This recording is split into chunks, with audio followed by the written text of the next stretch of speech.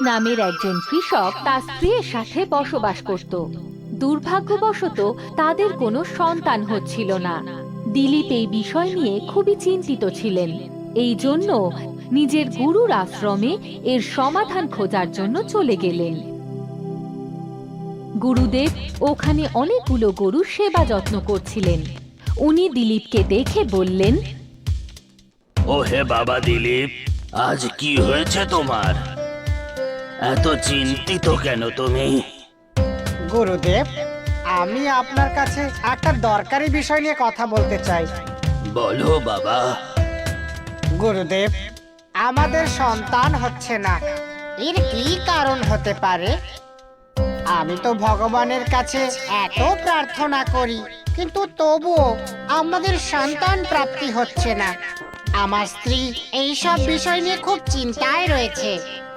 বাবা, আমি এক্ষুনি দেখছি যে এর আসল কারণ কি।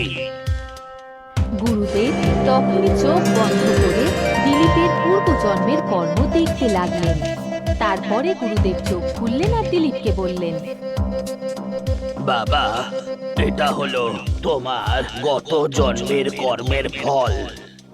আগের জন্মের কর্ম আমি কি করেছিলাম গুরুদেব? তুমি গত জন্মে মৃত্যুর পরে স্বর্গ লাভ করেছিলে। তুমি স্বর্গলোকের মোহ মায়া সুন্দরতায় এত ব্যস্ত হয়ে গিয়েছিলে যে তুমি ওখানে বসে থাকা গরুকে প্রণাম জানাওনি। তাই তুমি এই অভিশাপে ডুবে আছো। গুরুদেব, এবার এর কি নিবারণ? আমার কাছে একটা গরু আছে যার নাম হলো নন্দিনী। তুমি একে নিজের বাড়িতে নিয়ে যাও আর এই গরুকে অনেক সেবা করো। যদি ও তোমার সেবায় প্রসন্ন হয় তাহলে ও নিজে থেকেই ক্ষমা করে দেবে। আর এইভাবে দিলীপ গুরুদেবের দেওয়া গরুকে নিজের বাড়িতে নিয়ে এলেন। এই গরুটা একেবারে আলাদা ছিল, তার মুখে এক অদ্ভুত দীপ্তি। দিলীপ গরুটাকে নিজের বাড়ি নিয়ে এলো আর নিজের স্ত্রীকে বলল, কই গো, শুনছো? আমাদের এই নন্দিনী গাইয়ের সেবা করতে হবে, আর যদি আমরা এই গাইয়ের খুব সেবা যত্ন করি তাহলে আমাদের সন্তান প্রাপ্তি হবে। শুনে স্ত্রী খুশি হয়ে গেল। দুজনেই গরুটার সেবা যত্ন করতে লাগলো। ওকে ভালো করে খেতে দিত, ভালো করে স্নান করাতো, ওর স্বাস্থ্যের সম্পূর্ণ খেয়াল রাখতো। একদিন দিলীপ জঙ্গলে গরুটাকে সঙ্গে নিয়ে গেল। গরুটা ওখানে ঘাস খাচ্ছিল আর দিলীপ গাছের কাঠ কাটছিল। কাঠ কাটার সময় ওখানে একটা সাপ এলো আর দিলীপকে কামড়ে দিল। দিলীপ খুব জোরে চিৎকার করতে লাগলো, ছটফট করতে লাগলো। আরে, এ কি হয়ে গেল? আমার সাপে কামড়ালো। নন্দিনী, তুমি বাড়ি ফিরে যাও। আমি তো মরতে চলেছি, কিন্তু তুমি যাও। এখানে খুব বন্য প্রাণী রয়েছে। গরুটি দিলীপের কাছে আসতে লাগলো। ওর শরীর থেকে একটা আলো বের হতে লাগলো। সেটা দেখে দিলীপ চমকে উঠল। গরুটি সাপের কাছে গিয়ে বলতে লাগলো, এই সাপ, দিলীপ আমার অনেক খেয়াল রাখে। দয়া করে ওনার শরীরে সব বিষ আপনি আবার আপনার শরীরে গ্রহণ করে নিন। সাপ সেই চমৎকার গরুর কথা শুনলো আর সমস্ত বিষ নিজের মধ্যে নিয়ে নিল। দিলীপ সুস্থ হলো। হে মাতা, ধন্যবাদ আমায় রক্ষা করার জন্য। আপনি তো চমৎকারী।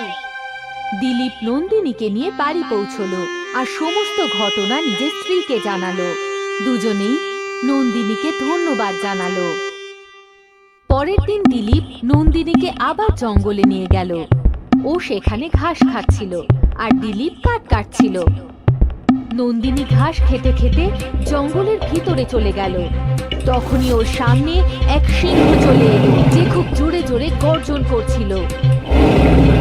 সিংহ নন্দিনীকে বলল, গরু, এখন তুমি আমার শিকার। আমি তোমাকে চিবিয়ে খেয়ে ফেলবো। তখনই পিছন থেকে দিলীপ এলো আর সিংহকে বলল, না সিংহ মশাই, আমার নন্দিনী গাইকে খাবেন না। আপনি আমার গাইয়ের বদলে আমাকে খেতে পারেন। না, আমি প্রথমে এই গরুটাকে খাবো আর তারপরে তোমাকে। দিলীপ সিংহর সামনে গিয়ে বসে পড়ল। হে সিংহ মশাই, আপনি আমাকে খেয়ে নিন আর আমার গাইকে ছেড়ে দিন। তখনই প্রকাণ্ড একটা আওয়াজ হলো আর দিলীপ চোখ বন্ধ করে নিল। কিছুক্ষণ পরে দিলীপ চোখ খুলে দেখল সেখানে আর সিংহ ছিল না। দিলীপ, এই সমস্ত আমার মায়া ছিল। আমি তোমার সেবাতে খুব প্রসন্ন হয়েছি। আমার আশীর্বাদে তুমি খুবই তেজস্বী এক সন্তানের পিতা হবে।